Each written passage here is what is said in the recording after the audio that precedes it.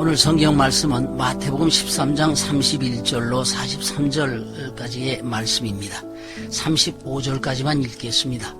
또 비유를 베풀어 가라사대 천국은 마치 사람이 자기 밭에 갖다 심은 겨자씨 하나를 같으니 이는 모든 씨보다 작은 것이로되 자란 후에는 나물보다 커서 나무가 되며 공중의 새들이 와서 그 가지에 깃들으니라. 또 비유로 말씀하시되 천국은 마치 여자가 가루 서말 속에 갖다 넣어 전부 부풀게 한 누룩과 같으니라. 예수께서 이 모든 것을 우리에게 비유로 말씀하시고 비유가 아니면 아무것도 말씀하지 아니하셨으니 이는 선지자로 말씀하신 바 내가 입을 열어 비유로 말하고 창세부터 감추인 것들을 드러내리라 함을 이루려 하심이니라.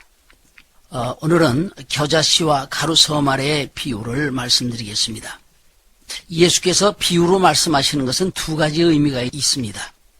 예수님께서 비유로 말씀하시니까 제자들이 왜 비유로 말씀하십니까? 라고 물었습니다. 그때 마태복음 13장 11절에 천국의 비밀을 아는 것이 너에게는 허락되었으나 저에게는 아니 되었나니 하셨습니다. 곧 이 말씀은 듣고 깨달을 자가 있는가 하면 듣고 깨닫지 말아야 할 자가 있다는 말씀입니다. 또 비유로 말씀하시는 것은 이미 선지자로 예언된 사항입니다. 하나님은 항상 먼저 말씀하시고 우리 주님이 오셔서 그 말씀을 이루셨습니다. 본문 31절에 천국은 마치 사람이 자기 밭에 갖다 심은 겨자씨 하나를 같으니 했습니다. 왜 천국을 겨자씨로 비유할까요? 천국은 예수 그리스도십니다. 그분의 본래 모습은 너무 큽니다. 왕 중의 왕이요 만주의 주님이십니다. 하늘과 하늘 위의 하늘에도 그분을 용납지 못한다라고 했습니다. 이런 분이 우리가 사는 이 세상에 오시는 모습은 마치 세상에서 제일 작은 겨자씨가 땅에 심기는 것과 같다는 뜻입니다. 즉 인간은 애당초 흙이요 풀과 같은 존재입니다. 그런데 예수님께서도 이런 인간과 같은 모습으로 오셨으니 얼마나 작게 오셨는지 가장 작은 겨자씨를 땅에 심은 것과 같다는 것입니다. 또 겨자씨는 가장 작은 것이지만 자란 후에는 나물보다 커서 나무가 되며 공중의 새들이 와서 그 가지에 깃들이니라. 즉 처음에는 그렇게 인간과 같더니 죽고 부활하신 후 큰 나무가 되셨는데 곧 그분은 영원한 사람이 되셨습니다. 그래서 공중의 새와 같이 있을 곳을 찾지 못하고 유리방황하는 죄인들이 예수 안에서 쉼을 얻게 되는 것입니다. 그러므로 수고하고 무거운 짐진 자들아 다 내게로 오라 내가 너를 편히 쉬게 하리라 말씀하신 것입니다. 또 비유로 천국은 여인이 가루 서말 속에 갖다 넣어 부풀게 한 누룩과 같다라고 말씀하십니다. 여자는 자기 속에 품은 생명을 생산하는 자입니다. 가루 서말이 너 말도 좋고 다섯 말도 좋은데 왜 서말이라고 하느냐? 이것은 노아의 세 아들 셈과 함과 야벳의 후손들을 가리키는 것입니다. 흑인과 백인과 황인종 곧 전 인류들입니다. 예수 오신 것은 전 인류 속에 복음을 주시기 위함입니다. 창세기 9장에 보면 노아 방주 사건 다음에 포도농사를 짓고 포도주 마신 노아가 취해서 벌거벗고 누웠습니다. 함이 아비를 보고 두 형제에게 이 허물을 고했습니다. 그런데 셈과 야벳은 뒷걸음질해서 가서 아비의 허물을 옷으로 덮었습니다. 이 사건으로 함은 저주받아 종이 되었습니다. 흑인입니다. 아주 힘이 있습니다. 또 셈과 야벳은 아버지 허물을 덮어주다 축복받았습니다. 그래서 셈에게서 예수 그리스도 오시고 야벳은 창대케 되어진 것입니다.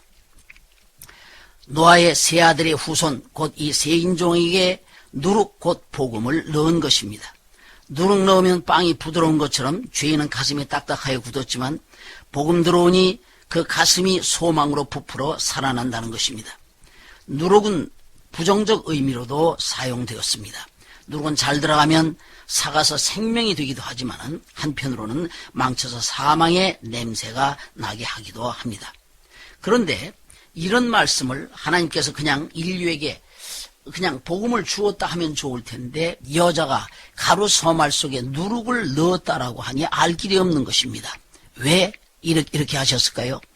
이는 선지자로 말씀하신 바 내가 입을 열어 이 비유를 말하고 창세로부터 감춘 것들을 드러내려 함이라 하십니다. 즉 시편 78편 2절에 보면 내가 비유를 베풀어서 옛 비밀한 말을 발표하리니 했습니다. 천지창조가 바로 비유입니다. 하나님의 신성과 능력을 보인 것입니다. 이렇게 비유로 하시면 듣고 깨달아서는 안 될 자가 있고 깨달아야 할 자가 있기 때문이죠.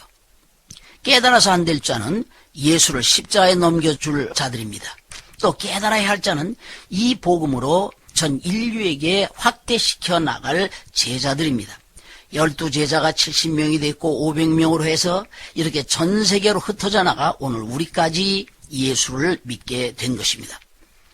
그러므로 제자들에게는 다시 비유를 풀어서 말씀을 해 주셨습니다. 그런데 제자들이 잘 모릅니다.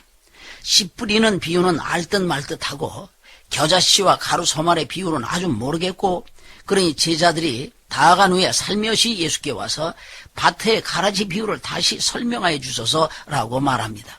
이에 예수님은 좋은 씨를 뿌리는 자는 인자요 밭은 세상이요 좋은 씨는 천국의 아들들이라 말씀하십니다.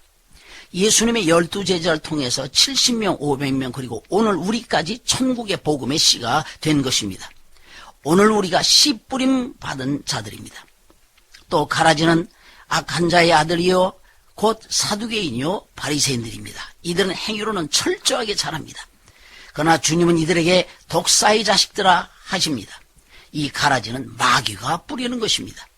이런 가라지들은 잘 구분되지 않습니다. 그런데 이들이 사람을 넘어지게 하고 있습니다. 이들은 천국에 대한 소망보다는 이 땅의 현실적인 것을 많이 말합니다. 그러나 이 땅에서 아무리 선한 일을 해도 천국 갈 수는 없습니다. 복음을 잘못 받아들이면 그것이 우리를 넘어지게 하는 것입니다. 사두개인은 부자들입니다. 잘 산다는 것은 하나님의 주신 복이다.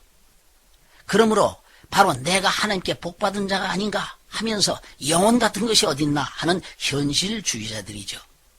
바리새인들은 율법을 잘 지켜 천국 간다고 하는 자들입니다. 사람이 무엇을 함으로 천국을 갈 수 있을까요? 이런 현대판 사두개인 바리새인들이 오늘날 교회 안에 없다고 말할 수 있을까요? 예수님은 마지막 추수 때에 천사들을 보내어 이런 불법을 행하는 자를 다 쓸어 모아 불뭇불에 던져 넣으리라 말씀하셨습니다. 이제 하나님의 창세전부터 감추어졌던 비밀이 밝혀졌으니 진정 우리는 복음을 복음답게 알아서 분별력이 있는 자가 되어야 할 것입니다. 예수님은 종종 바리새인과 사두개인의 교훈을 삼가라 하셨습니다.